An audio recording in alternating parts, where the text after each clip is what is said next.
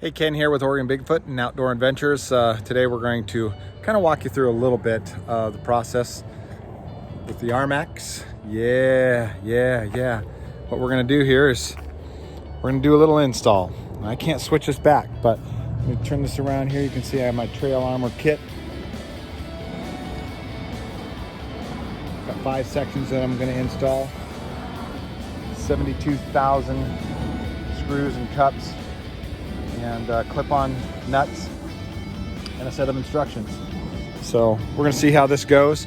I'll kind of take you through a little bit at a time. I'm not going to bore you with every part of the install, but I'll kind of start fitting some things and then take a little clip and show you kind of what I've done and the steps necessary. The great thing about this kit, since the RMax already has its kind of flimsy steel plate, you just clip these U-bolts to it and then you can just screw right up into it. So it should go pretty quickly.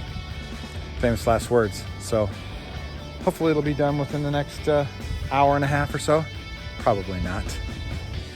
Okay, now I'm going to do this on my back on the ground. I have a sloped driveway, have the front of the vehicle up, pointed downhill, and have it up on the car ramps. So these are factory bolt nuts for the bash plate from the factory. So you got to take those out. You don't reuse those. They provide new bolts for that. So you're going to start in this particular location. So these 30mm bolts are going to go back in here, and also with a cup on this particular one to fashion the front part of your front skid plate. So from there, we'll just kind of walk it back. All right, we'll do little check-ins here and there. Okay, just wanted to give you guys a quick update. This thing is going in really slick and really quick. These U-bolts already have factory positions that are in there, a little square cut out and a hole on the other side right there. So you just slide these things into place. So far I've got the front plate or A plate, I got the B plate all soft installed. I have the you can't really see it too well, but the side plate over there. The one thing that I did run into a little bit, if you can see the little hang down there, I do have the Mudbusters mud flaps on there, and the end of that overhang on that side plate does push into it. It's pushing it in about maybe 1/8 of an inch, or a little bit more. So I'm not sure if I'm going to trim it or just kind of leave it as is right now. So we'll kind of see how it's going to go.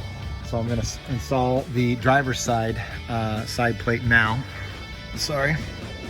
And that'll go very quickly as well. It took me about 5 minutes. Well, there you have it. Cam with Oregon Bigfoot, Outdoor Adventures. Whew.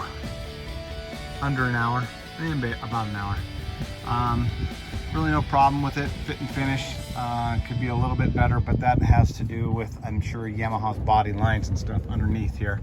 Like you can see right here, kind of the ridge gap, but these are all nice and tight, so they just suck up that particular way.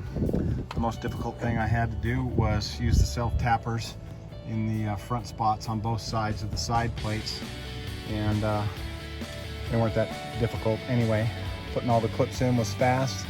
I was going to put these up on the ramps for the back side to give me more clearance, but they went in so easy there was just no need to do it. The only thing that I'm going to give feedback to Trail Armor is you can see the oblong hole right there. It's clocked a little bit wrong.